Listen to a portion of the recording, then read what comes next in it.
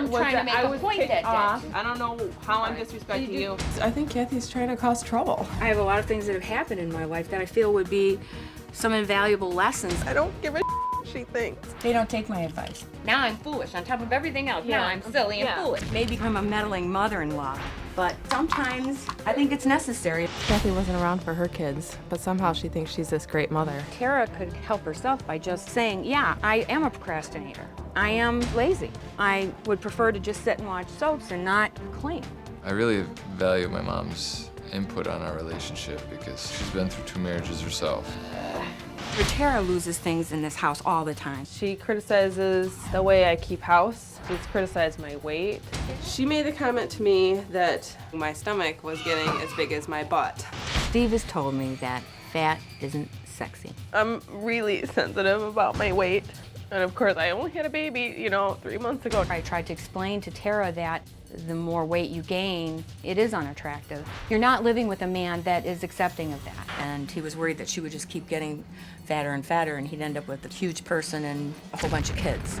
Tara's weight issue fits in with our dismal sex life. I think it's a problem. I'm trying to deal with one issue at a time, and first of all, I'd like a decent house.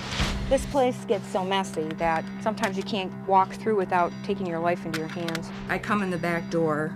I don't usually knock. She'll just come in and, maybe I'm in my bathrobe. There's food ground into the rug, a pile of bills, just toys everywhere, cat hair, dirty diapers. I'm just helping out. I don't know what kind of house she kept, but I assume you're coming to see me, not to see how clean my house is. The lack of housekeeping skills are just like a catalyst for deeper problems. Just spend some time in the chair, watch Daddy try to kill some goblins. Everybody's got their hobby and their passion or whatever, and mine is computer gaming. I want to look at some lights.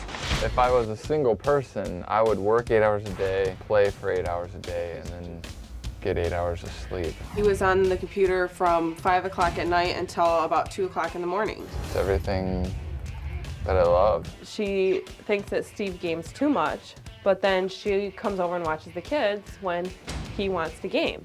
We don't do anything together. It's almost as bad as a drug. I cheated on her before we got married and stuff, so I think she still has trust issues. I can't blame her. I found a note in his wallet. He met this girl at work. He was having an affair with her. Do I believe that Steve is being faithful to Tara? Yes. I think that Tara wants me to be more of a husband and father than what I am. I just feel like he doesn't want to be here. I want to hear him say that he loves me, that he cares about me and the kids. It's not just about a clean house. I'm worried that he's going to walk out. Phil McGraw, how are you? Good to meet you. Good to meet you. Tara? Why do you suppose I asked to meet you here? I'm not really sure. How long you been married? About a year and a half. I want you to turn and look up this way. You walked down this aisle, didn't you? Mm-hmm. And when you did you have hopes? Did you have dreams? Did you have a vision of what life was supposed to be like? Yeah. Has that come true? Not entirely. Not entirely? It's not even close, is it? I think both of them are the victims. But I think it's because they don't have a clue about what it takes to be a husband and a wife, a mother and a father. I just think they need the guidance and the direction. You are living in a train wreck, emotionally, mentally, behaviorally. As you walked down this aisle a year and a half ago when you got married, what were your dreams? What were your hopes? I wanted to spend my life with him. I wanted to be loved. I wanted to have a family together. You were approaching the front, you were going to stand, and you were going to make that commitment, and you wanted some things in return, didn't you? Mm-hmm. Was that one of the most important days that you ever had, the day you got married? Yes, it was. Did you dream about it when you were young? Of course, every girl does. Every girl does. And you walked with hope and optimism right up the aisle. Mm-hmm. But it didn't turn out that way. Are you willing to settle for what you have, or do you want something more? I want something more. Do you really? I don't know. I can't imagine my life without him. And maybe I should just settle for what he'll give me. So the dreams died right here. And now you're just settling, taking what you can get, right? What are you afraid of? That he'll leave you, you'll be broke, you'll have children, you'll have no way to get by, nothing? I mean, is that your fear? Yeah. I want you to have a seat here. Tell me what you see when you look at that picture. I see that we were happy that day. Do you recognize yourself there? Look at your face, look at your eyes. No, I look different there. And so now you say, I'm going to settle out of fear. Is that right? Yep, that's right. And that's honest. I ask you to be honest. Listen, you can't give me a wrong answer as long as it's real, as long as it's true. How you feel about being here today? I have a lot of mixed feelings. I'm not sure what I want. You've been married a year and a half. I talked to Tara before you got here today about her hopes and dreams and vision of what was going to happen when she got married. Did you have them? I had asked her a long time ago what she wanted out of life. And I was surprised to hear that the only thing she really wanted was a family. To settle down. And you've given her that. I thought I have, yeah. I want you to grade your own paper for me. In terms of the role a husband is supposed to play, you're quick to let her know if there's something that's not right. Grade your own paper for me. I don't know, I'd say 6s and 7s out of a scale to 10. 6s and 7s? How happy you think your wife is? On a scale from 1 to 10? Yeah. Probably a 5. Probably a 5? Do you want to be married to her? I don't know. I just don't know. Sometimes I feel that I'm happy with the family life and everything that we have. And then there are other times when I feel I just want to be alone. So you just don't know whether you want to be married or not, right? Yeah, like I said, sometimes I'm very comfortable, and then sometimes I just feel like I want to be free. Does that surprise you to hear, Tara? Not really. Does it register with you that you have 2 children with this woman, that you have obligations there? Yes.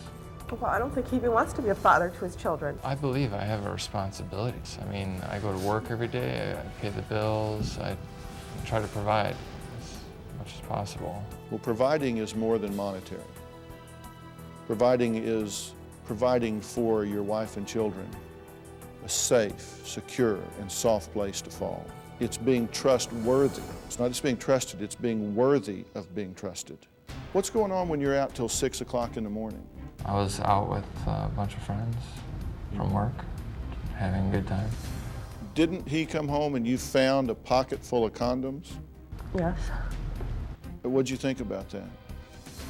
I thought he was out doing something I didn't want him to do. Thought he was out having sex with somebody?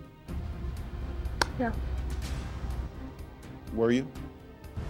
Yes. Oh, wait. I'm not gonna do this. Oh my God. Oh my Steve, I can't believe he told him the truth. Not that I'd want him to lie, but he must be so serious about this. I'm just hoping Tara has the strength to work with him. You have absolutely no responsibility for his infidelity. Zip, zero, nada, nyet. He said, well, you gained weight, you weren't passionate, you weren't a good housekeeper, you weren't this, you weren't that. That's probably all true in some part. That is no excuse for the decision you've made. You two need to roll your sleeves up and try to create a bond and a marriage here. Your children deserve no less. And if it doesn't work, then get out. You don't stay together for the children. I don't want them growing up in an emotionally barren environment with deceit and infidelity and coldness. I want them growing up in a home that came together the way it is supposed to be. And you need help to do that. And you need professional help to do it, and not from your mother. I will get you the professional help. I will arrange you individual counseling, marital, whatever you need to give these children's family a chance to breathe on its own. I'll pay for it, I'll set it up, I'll do everything. You just have to do it. And part of it is you getting some backbone, taking some pride in yourself and requiring more of everybody around you. Because let me tell you, you ain't dumb. You're not unworthy. You are a beautiful spirit. And you need to start treating yourself better. Are you saying that you're not going to work with him?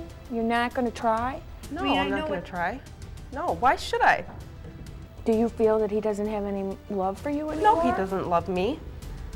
He disrespected you, I understand that. Doing that is disrespecting I you totally. was not sure that he loved me when we got married.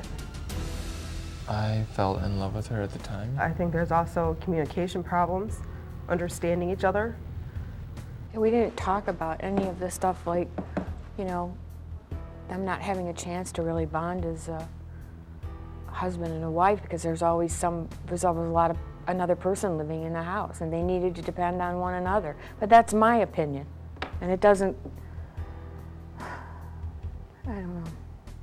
I think I have to fix me before I can be with anybody, him or anybody. I don't know if I should keep doing this. How many times do I have to get kicked down and before I say, I mean, just like he said, before I say enough's enough. Being unhappy in a relationship, day after day, it breaks you down. He's telling me that things have been pretty bad for a while with them.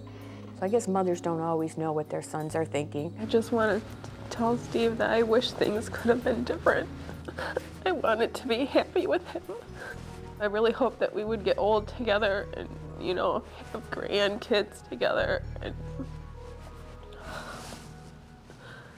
My first reaction is, oh my God, I have to fix this. And it's obvious to me now that they need to do it themselves. I'd like to keep the marriage intact. I'd really hate to see Corbin grow up without a good role model. I think he did it because he doesn't want to be with me. And I think it's a chicken way out. He knows that I wouldn't stand for it again. He can say that I left him. I don't want it to be my fault. I said I wasn't going to cry, but I don't know how I'm going to look at my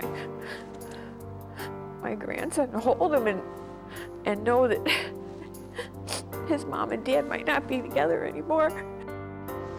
Dr. Phil said I need to get a backbone. He said that I need to get my own self-confidence, and it's true.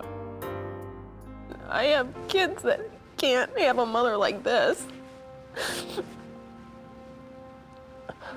They need somebody strong, a good role model for them. I need to teach my son that, you know, men don't treat women this way. And I need to teach my daughter that women can't be victims. You have to stand up for yourself. This is going to have so much hurt and pain for everybody. Do I leave or do I stay? How can you trust again? Kathy said, I thought this was going to be all about meddling mother-in-laws. And we found out together that he was actually involved in a current affair. And I meet people where they are, and I deal with those realities. Do they stay together? Does Tara have to figure out how to do this and stand up for herself? She does have to learn that, but she doesn't have to learn it alone. Because as we do here, we have arranged for them to have professional support individually and as a couple, so she has help and strength and support in finding her legs and doing what she needs to do to be at peace as a mother and as a woman, and then perhaps as a wife. Do you have a story or a question for me? Click the link in the description and tell me what in the world is going on.